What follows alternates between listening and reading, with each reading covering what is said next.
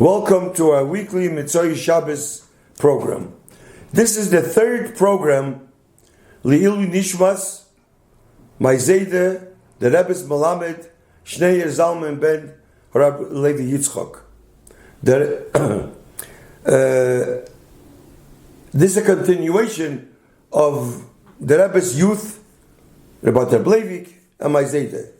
So last week, we left off about the wedding, the Rebbe's wedding, and the night of the wedding where Leivik was in Yekaterinslav, he didn't go to the wedding. And also about the Maim Shalonu that Ma'izede asked Rabbi Leivik whether he can give Maim Shalonu with a barzal. Today I want to begin with when Ma'izede came to America and he went to Yechidus, to the Rebbe. Imagine his Malamed, his teacher, and he later on in 1953 went to Yechidus. But before that, I want to say, since we're getting closer to the end of the month of Iyar, Iyar is a month of healing. Ani Iyar is Arosh Tevis. Ani Hashem Refecho. So we need to take advantage before the end of the month to grab the opportunity of the month, the brachas of this month, that we should draw health al kol hashon kul the entire year. This is a special Iyar. It's gula for refuah. And since hundreds of people are listening to this program, maybe more than hundreds, so I want to say, whoever needs a refuah shleima should have a refuah shleima because of mamish, poshet begashmis. And I want to say a special, everybody should answer amen, a special refuah shleima to Reitzel Leah Baz Bela B'Serich Shari Chayla Yisrael.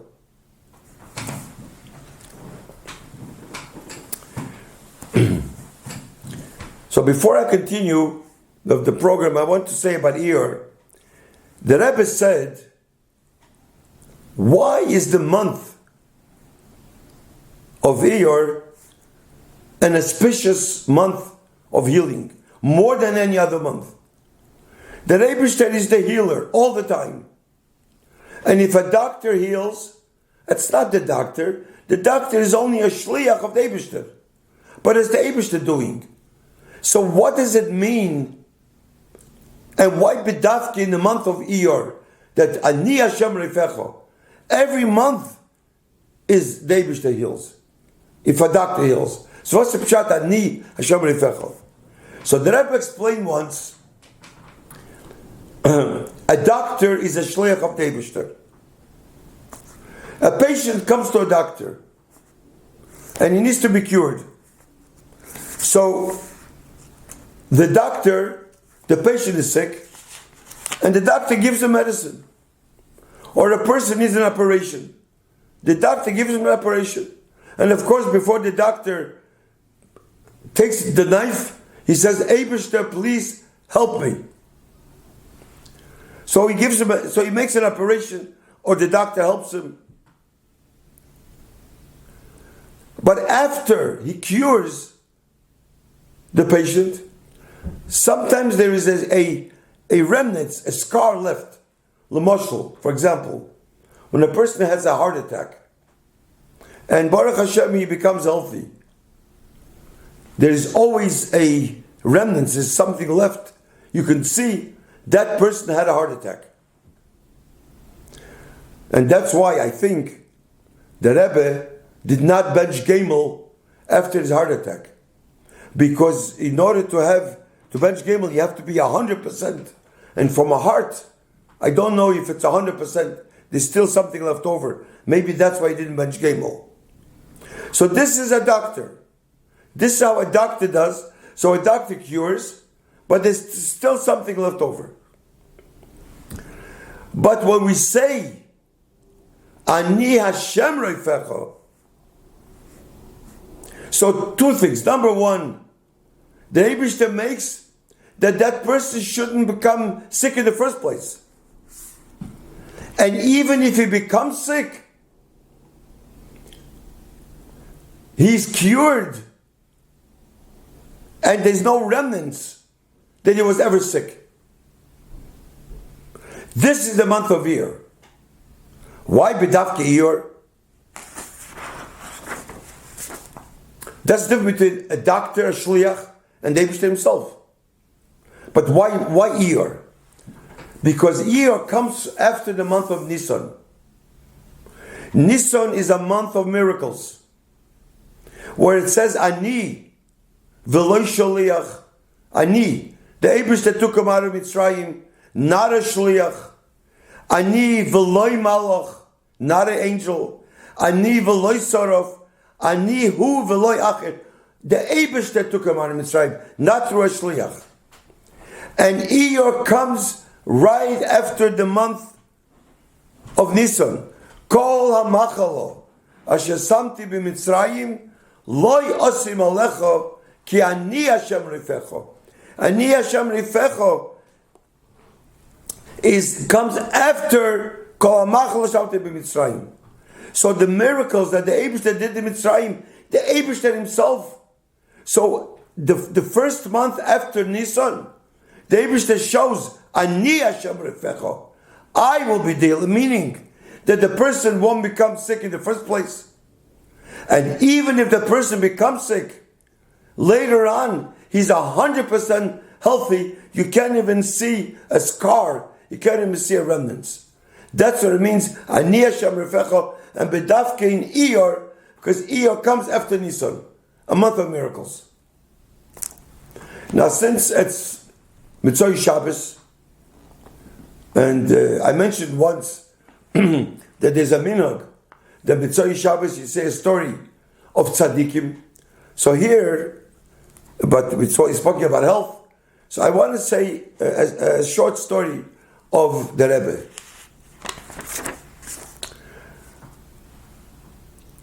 There was a person, he didn't live in Crown Heights. He was not Chabad, but he had a shaykhus to Chabad. He had a connection to Chabad. He came here to Crown Heights almost every single Sunday when the Rebbe gave dollars. He never took a dollar, but he liked to make a seder in the line. You know, people shouldn't get out of line. People shouldn't argue there. Maybe Choshev people came. He asked them to go more in the front. He asked people, maybe let him in. You know, he liked to make a seder. That was his thing. That's the type of a person he was. But he never took a dollar from the Rebbe.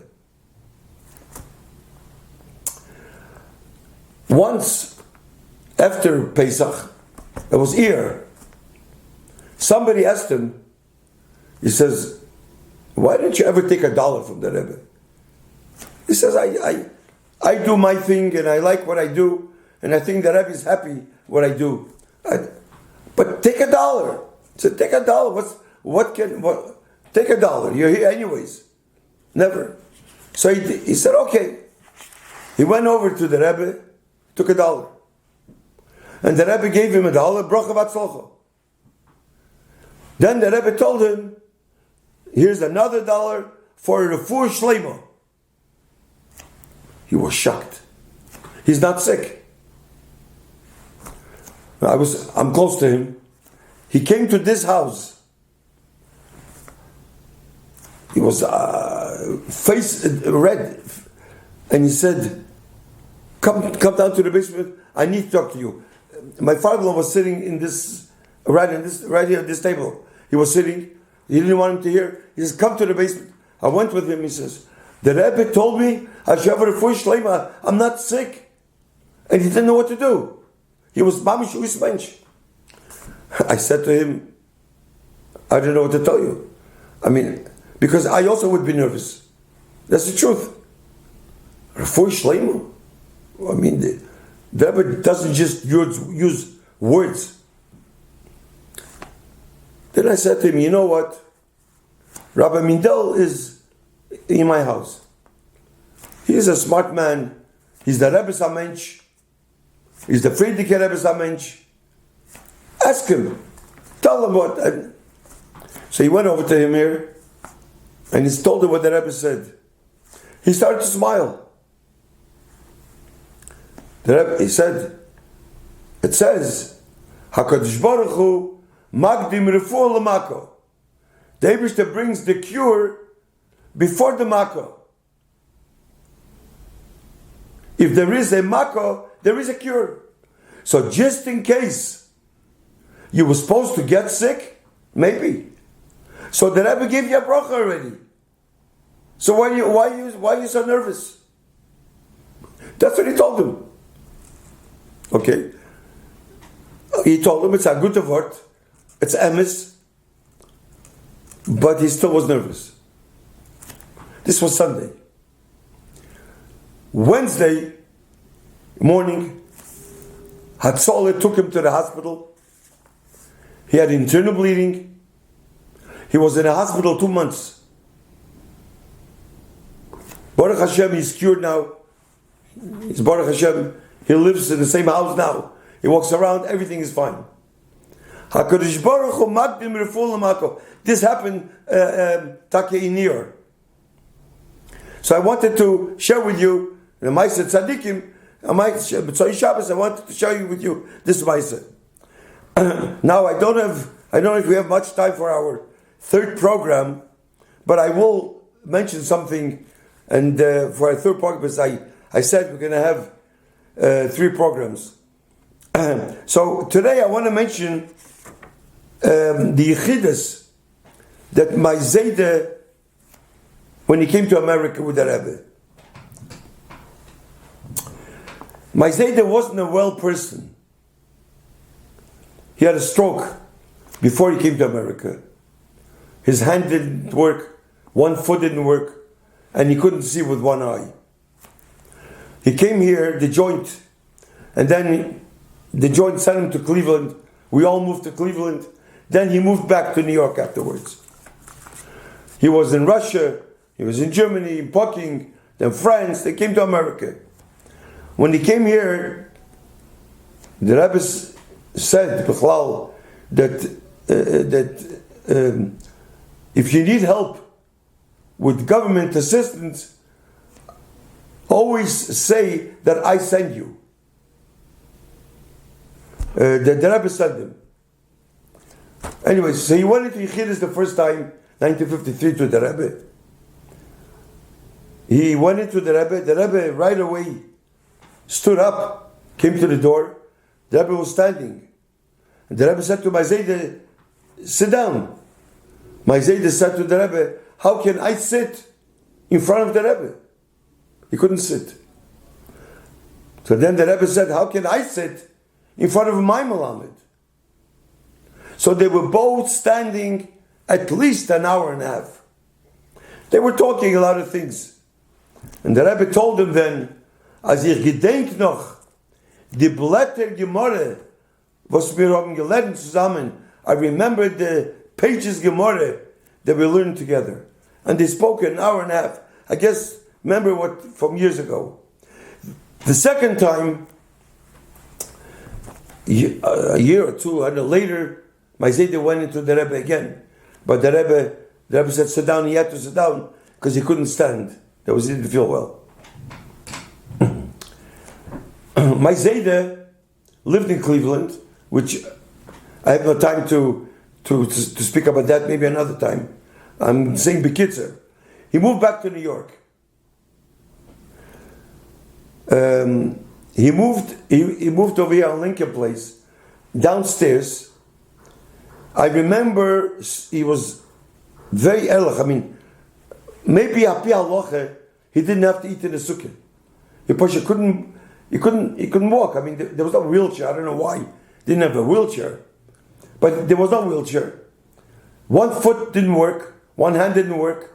One eye didn't work. It's like you slept the cup, the head worked. I mean, mamish. So he had to go into a sukkah. He had to open the window to go through to a sukkah. From his window, he had to go. So he had to jump over. I couldn't jump. So he had to put one foot out. It took a long time, but and to struggle. He only ate in the sukkah. Never did he, and he could eat. Even I think a Rav said, Lamashal, you eat not mezainis. Let's say ha'etz or a fruit, whatever. He held back to eat together with ha'maitzi or mezainis because he always went to a sukkah. It was a big struggle, I remember. Now, my Zayda, since he was in poor health, he couldn't come Shabbos to Fabrengen.